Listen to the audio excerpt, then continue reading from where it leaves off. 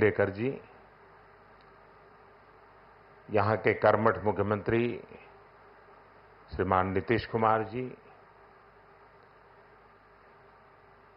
हमारे विदेश मंत्री श्री एस जयशंकर जी, विदेश राज्य मंत्री श्री पवित्र जी, विभिन्न देशों के एक्सेलेंसीज, एम्बेसडर्स, नालंदा यूनिवर्सिटी के वीसी प्रोफेसर, स्टूडेंट्स, उपस्थित साथियों, मुझे तीसरे कार्यकाल की शपथ ग्रहण करने के बाद पहले 10 दिनों में ही नालंदा आने का अवसर मिला है।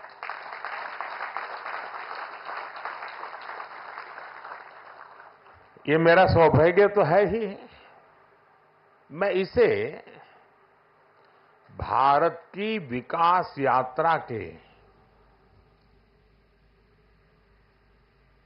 एक शुभ संकेत के रूप में देखता हूं।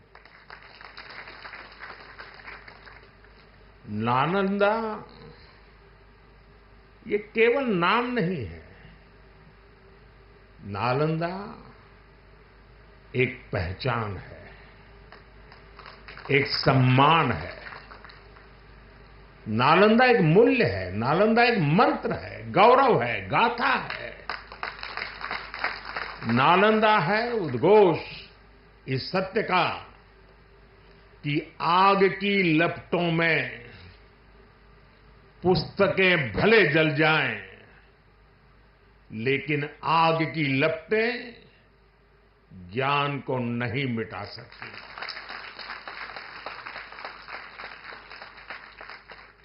नालंदा के ध्वंस ने भारत को अंधकार से भर दिया था। अब इसकी पुनर्स्थापना भारत के स्वर्णिम युग की शुरुआत करने जा रहा है। साथियों,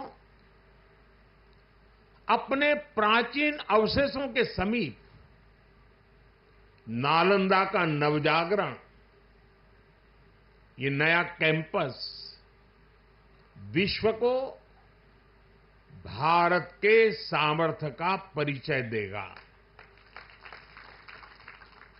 नालंदा बताएगा, जो राष्ट्र मजबूत मानवीय मूल्यों पर खड़े होते हैं, वो राष्ट्र इतिहास को पुनर्जीवित करके बेहतर भविष्य की नींव रखना जानते हैं। और साथियों, नालंदा केवल भारत के ही अतीत का पुनर्जागरण नहीं है, इसमें विश्व के, एशिया के कितने ही देशों की विरासत जुड़ी हुई है। एक यूनिवर्सिटी कैंपस के इनॉग्रेशन में इतने देशों का उपस्थित होना, ये अपने आप में अभूतपूर्व है। नालंदा यूनिवर्सिटी के पुनर्निर्माण में हमारे साथी देशों की भागीदारी भी रही है। मैं इस अवसर पर भारत के सभी मित्र देशों का, आप सभी का अभिनंदन करता हूं। मैं बिहार के लोगों को भी बधाई देता हूं। बिहार अपने गौरव को वापस लाने के लिए जिस तरह विकास की राह पर आगे बढ़ रहा है, नालंदा का ये कैंपस उसी की एक प्रेरणा है। साथियों, हम सभी जानते हैं कि नालंदा कभी भारत की परंपरा और पहचान का जीवंत केंद्र हुआ करता था। नालंदा का अर्थ है न अलम ददाति इति नालंदा, अर्थात जहां शिक्षा का, ज्ञान के दान का अविरल प्रवाह हो। शिक्षा को लेकर, एजुकेशन को लेकर यही भारत की सोच रही है। शिक्षा सीमाओं से परे है, नफा नुकसान के नजरिए से भी परे है। शिक्षा ही हमें गढ़ती है, विचार देती है और उसे आकार देती है। प्राचीन नालंदा में बच्चों का एडमिशन, उनकी पहचान, उनकी नेशनलिटी को देखकर नहीं होता था। हर देश, हर वर्ग के युवा यहां आते थे। नालंदा विश्वविद्यालय के इस नए कैंपस में हमें उसी प्राचीन व्यवस्था को फिर से आधुनिक रूप में मजबूती देनी है।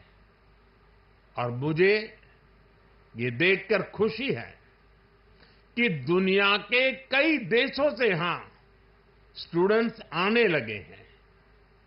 यहां नालंदा में 20 से ज्यादा देशों के स्टूडेंट्स पढ़ाई कर रहे हैं। ये वसुधैव कुटुंबकम की भावना का कितना सुंदर प्रतीक है। साथियों, मुझे विश्वास है आने वाले समय में नालंदा यूनिवर्सिटी फिर एक बार हमारे कल्चरल एक्सचेंज का प्रमुख सेंटर बनेगी। यहां भारत और साउथ ईस्ट एशियन देशों के आर्ट वर्क के डॉक्यूमेंटेशन का काफी काम हो रहा है। यहां कॉमन आर्काइवल रिसोर्सेज सेंटर की स्थापना भी की गई है। Nalanda university ASEAN India university network बनाने की दिशा में भी काम कर रही है।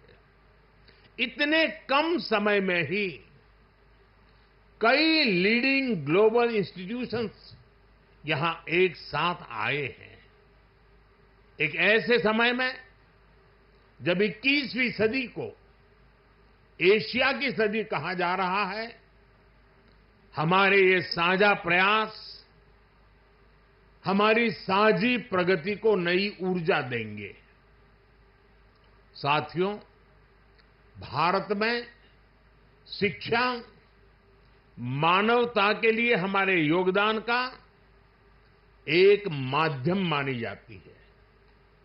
हम सीखते हैं ताकि अपने ज्ञान से मानवता का भला कर सके। आप देखिए, अभी 2 दिन ही के बाद ही 21 जून को इंटरनेशनल योगा डे है। आज भारत में योग की सैकड़ों विधाएं मौजूद है। हमारे ऋषियों ने कितना गहन शोध इसके लिए किया होगा, लेकिन किसी ने योग पर एकाधिकार नहीं बनाया। आज पूरा विश्व योग को अपना रहा है। योग दिवस एक वैश्विक उत्सव बन गया है। हमने अपने आयुर्वेद को भी पूरे विश्व के साथ साझा किया है। आज आयुर्वेद को स्वस्थ जीवन के एक स्रोत के रूप में देखा जा रहा है। सस्टेनेबल लाइफस्टाइल और सस्टेनेबल डेवलपमेंट का एक और उदाहरण हमारे सामने है। भारत ने सदियों तक सस्टेनेबिलिटी को एक मॉडल के रूप में जीकर दिखाया है। हम प्रगति और पर्यावरण को एक साथ लेकर चले हैं। अपने उन्हीं अनुभवों के आधार पर भारत ने विश्व को मिशन लाइफ जैसा मानवीय विजन दिया है। आज इंटरनेशनल सोलर अलायंस जैसे मंच सुरक्षित भविष्य की उम्मीद बन रहे हैं। नालंदा यूनिवर्सिटी का ये कैंपस भी इसी भावना को आगे बढ़ाता है। ये देश का पहला ऐसा कैंपस है जो net zero energy, net zero emissions, net zero water and net zero waste model पर काम करेगा। अप्प दीपो भव के मंत्र पर चलते हुए कैंपस पूरी मानवता को नया रास्ता दिखाएगा। साथियों, जब शिक्षा का विकास होता है तो अर्थव्यवस्था और संस्कृति की जड़ें भी मजबूत होती है। हम डेवलप कंट्रीज को देखें तो ये पाएंगे वो इकोनॉमिक और कल्चरल लीडर तब बने जब वो एजुकेशनल लीडर्स हुए। आज दुनिया भर के स्टूडेंट्स और ब्राइट माइंड्स उन देशों में जाकर वहां पढ़ना चाहते हैं। कभी ऐसी ही स्थिति हमारे यहां नालंदा और विक्रमशिला जैसे स्थानों में हुआ करती थी। इसलिए ये केवल संयोग नहीं है कि जब भारत शिक्षा में आगे था तब उसका आर्थिक सामर्थ्य भी नई ऊंचाई पर था। ये किसी भी राष्ट्र के विकास के लिए एक बेसिक रोड मैप है। इसलिए 2047 तक विकसित होने के लक्ष्य पर काम कर रहा भारत इसके लिए अपने एजुकेशन सेक्टर को उसका कायाकल्प कर रहा है। मेरा मिशन है कि भारत दुनिया के लिए शिक्षा और ज्ञान का केंद्र बने। मेरा मिशन है भारत की पहचान फिर से दुनिया के सबसे प्रोमिनेंट नॉलेज सेंटर के रूप में उभरे। और इसके लिए भारत आज बहुत कम उम्र से ही अपने स्टूडेंट्स को इनोवेशन की स्पिरिट से जोड़ रहा है। आज एक तरफ 1 करोड़ से ज्यादा बच्चों को अटल टिंकरिंग लैब में लेटेस्ट टेक्नोलॉजी के एक्सपोजर का लाभ मिल रहा है। वहीं दूसरी ओर चंद्रयान और गगनयान जैसे मिशन स्टूडेंट्स में साइंस के प्रति रुचि बढ़ा रहे हैं। इनोवेशन को बढ़ावा देने के लिए भारत ने 1 दशक पहले स्टार्टअप इंडिया मिशन की शुरुआत की थी। तब देश में कुछ 100 ही स्टार्टअप थे, लेकिन आज भारत में 1,30,000 से ज्यादा स्टार्टअप है। पहले की तुलना में आज भारत से रिकॉर्ड पेटेंट फाइल हो रहे हैं, रिसर्च पेपर पब्लिश हो रहे हैं। हमारा जोर अपने यंग इनोवेटर्स को रिसर्च और इनोवेशन के लिए ज्यादा से ज्यादा मौके देने का है। इसके लिए सरकार ने 1 लाख करोड़ रुपए का रिसर्च फंड बनाने की घोषणा भी की है। साथियों, हमारा प्रयास है भारत में दुनिया का सबसे कॉम्प्रिहेंसिव और कंप्लीट स्किलिंग सिस्टम हो। भारत में दुनिया का सबसे advance research oriented higher education system हो। इन सारे प्रयासों के नतीजे भी दिखाई दे रहे हैं। पिछले कुछ सालों में भारतीय यूनिवर्सिटीज ने ग्लोबल रैंकिंग में पहले से काफी बेहतर परफॉर्म करना शुरू किया है। 10 साल पहले क्यूएस रैंकिंग में भारत के सिर्फ 9 शिक्षा संस्थान थे। आज इसकी संख्या बढ़कर 46 पहुंच रही है। कुछ दिन पहले ही Times Higher Education impact ranking आई है। कुछ साल पहले तक इस रैंकिंग में भारत के सिर्फ 13 इंस्टीट्यूशंस थे, 13। अब इस ग्लोबल इंपैक्ट रैंकिंग में भारत के करीब 100 शिक्षा संस्थान शामिल हुए। पिछले 10 वर्षों में औसतन भारत में हर सप्ताह एक यूनिवर्सिटी बनी है। भारत में हर दिन एक नई आईटीआई की स्थापना हुई है।